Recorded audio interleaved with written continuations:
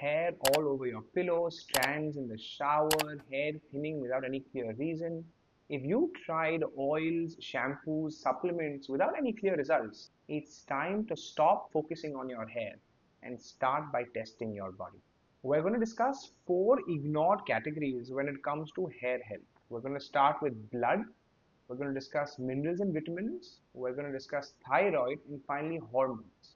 By understanding which of these categories your problem lies, you can reverse your current condition and start getting back to proper hair growth and voluminous hair. When you do a regular health checkup, the first page of your report is called a CBC, a complete blood count. In there, if you're seeing that your RBC, your red blood cell count, is on the lower side, or your hemoglobin is on the lower side, it gives you an indication that your body is not being able to carry oxygen to all parts of where it requires it to be. Hair is one of them. Hair loss is very often related to poor blood circulation, and your CBC is the first place that gives you an indication of what's going wrong. Linked to the CBC and to hemoglobin is the first mineral that you want to focus on, which is iron. Here, don't just focus on hemoglobin. Look at a value called ferritin. It's available in the iron profile. If your ferritin levels are too low, it's a sign your body is going to struggle to get the right nutrients and oxygen to your hair, and that is what's compromising your hair growth. The second related mineral that you want to look at after iron is zinc. A basic zinc test might reveal why your hair is so brittle. Why does it break?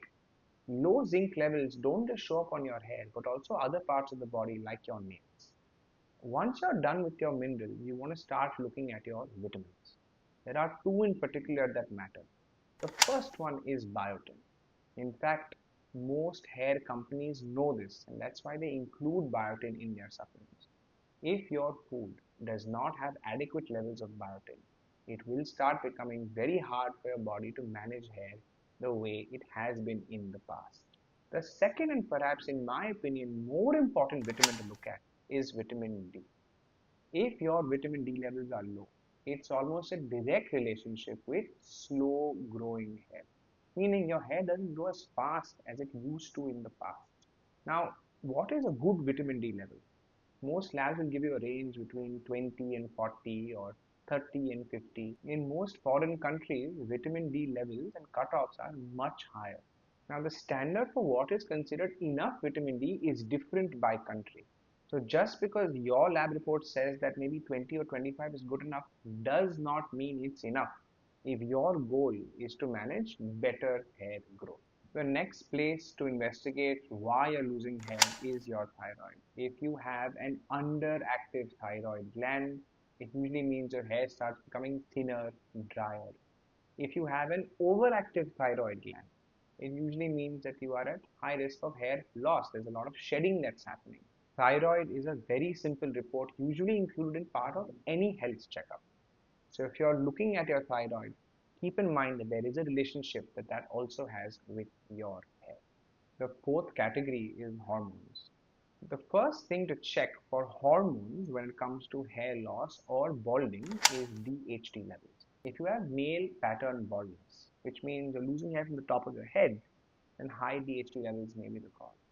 As a woman, if you have high DHT levels, it may be causing this excess facial hair on your skin.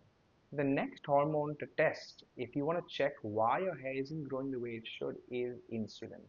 Perhaps the simplest way of doing this is the HOMA-IR test. IR stands for insulin resistance. So you're essentially checking whether your body is insulin sensitive the way it should be or insulin resistant in a dangerous metabolic state. In insulin resistance, your flow of hormones becomes imbalanced. It becomes almost unstable. And this directly affects not just your hair, but also your skin and your nails. So which test do you do first? If you feel weak, tired, or look pale, do a CBC, a ferritin test, and a vitamin D. If you suspect hormones are involved, do a thyroid test and a DHT test. If you have acne, weight gain, PCOS, especially as a woman, start with an insulin resistance test. These will give you an idea of where your problem with hair loss actually is. It goes without saying, our team at Hug is trained to evaluate and read each and every one of these reports. If you want a second opinion as to why you're losing hair, or more importantly, what these tests reveal, reach out to our team and we'll be happy to give you a free evaluation of what's going on. All the best.